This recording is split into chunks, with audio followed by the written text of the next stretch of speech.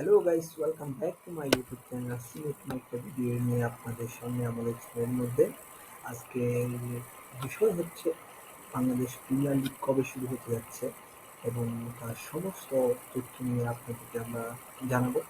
কত তারিখে কত তারিখ শেষ হবে এবং কত তারিখে কার সাথে ম্যাচ এবং সমস্ত আয়োজন দিয়ে আমি আছি আপনাদের সামনে। আজকে ভিডিওতে শুরু করা যাক আজকে ভিডিও বিষয়টি। বাংলাদেশ প্রিমিয়ার লিগের বিপিএলে এবার আসর শুরু হচ্ছে আগামী ডিসেম্বরে।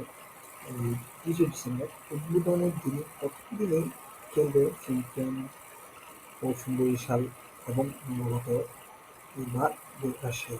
মানে প্রথম ম্যাচ খেলবে রানীঘাটে চ্যাম্পিয়ন পশ্চিম বরিশাল এবং এই বছরের নতুন টিম বলতে এই বছরের জন্য নতুন টিম আগে আসছিল রাজশাহী ছেড়ে দুইটা প্রথম দিনেই উদ্বোধনী ম্যাচে এই দুই দলের সাথে মোকাবেলা হবে। সেই দিনের পরের দিনই মুখোমুখি হবে রংপুর রাইডার্স ও ঢাকা ক্যাপিটালস। 7 দলের টোটাল যে বিপিএল আসরটি 7 দল দিয়ে টুর্নামেন্টটি আয়োজন হবে এবং 7 দলের এই টুর্নামেন্টের ফাইনাল হবে আগামী 7ই ফেব্রুয়ারি। মানে 30 ডিসেম্বর থেকে শুরু করে 7ই ফেব্রুয়ারি পর্যন্ত এই বিপিএল আসর চলবে এবং দর্শকদের যত আনাগোনা ডিস্ট্রিক্ট বাই ডিস্ট্রিক্ট বাংলাদেশের মধ্যে সমস্ত কিছু এতদিন মিনিমাম 30 ডিসেম্বর থেকে 7ই ফেব্রুয়ারি প্রথম দিন ম্যাচ চলবে পরশু বরিশালের সাথে এবং দুর্বার রাজশাহী এবং পরের দিন ম্যাচ চলবে হচ্ছে যে রাজশাহী এই রংপুর রাইডার্সের ঢাকা ক্যাপিটালস। ঢাকা ক্যাপিটালস বলতে এই সাকিব খানের যেটা দল ওইটা। আর রংপুর রাইডার্স তো ওই জানেন ইতিমধ্যে রংপুর রাইডার্সে তাদের ব্যক্তিগত ইমোশন খেলে ফেলছে।